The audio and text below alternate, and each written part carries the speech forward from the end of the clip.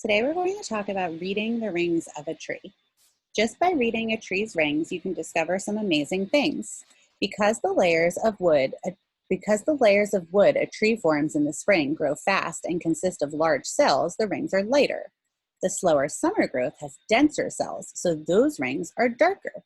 You probably already know that by counting the dark rings on a cut tree, you can tell how old it is. But if you examine the shape and pattern of the rings, you can piece together the tree's whole history, from sunny days to insect infestation. If you look over here, all the way over here where this arrow is, the rings are spaced widely, showing 5 years of good weather.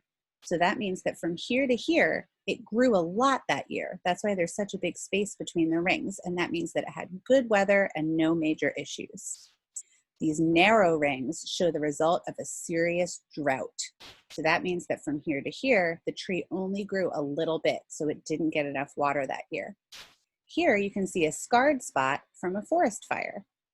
The rings narrow here, indicating insect infestation. So that means the tree had a problem there. Each spring and summer, a tree adds new layers of wood to its trunk. The wood formed in spring grows fast and is lighter because it consists of large cells. In summer, growth is slower. The wood has smaller cells and is dark. So when the tree is cut, the layers appear alternating rings of light and dark. Count the rings and you'll determine a tree's age. Study them and you'll learn much more. Many things can affect the way a tree grows and as a result will alter shape, thickness, color, and uniformity of the rings. A typical tree's history made visible by its rings might go something like this. Here, on A, the tree's rings appear wider, and that may indicate that something was pushing against the tree as it was growing.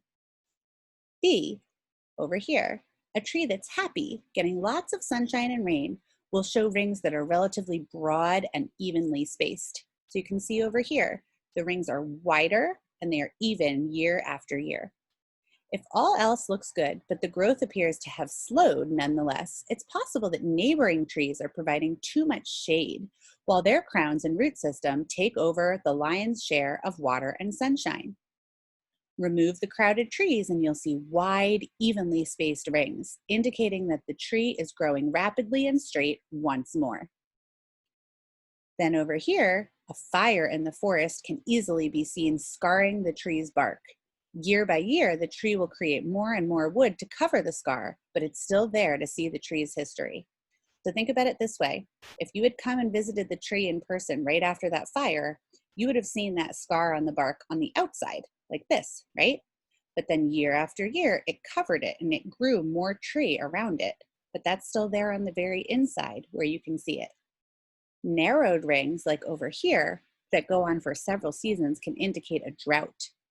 Few things can slow a tree's healthy growth like lack of water over a long period of time.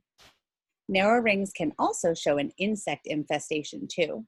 The larva of a sawfly, for example, eats the leaves and leaf buds of many kinds of coniferous trees.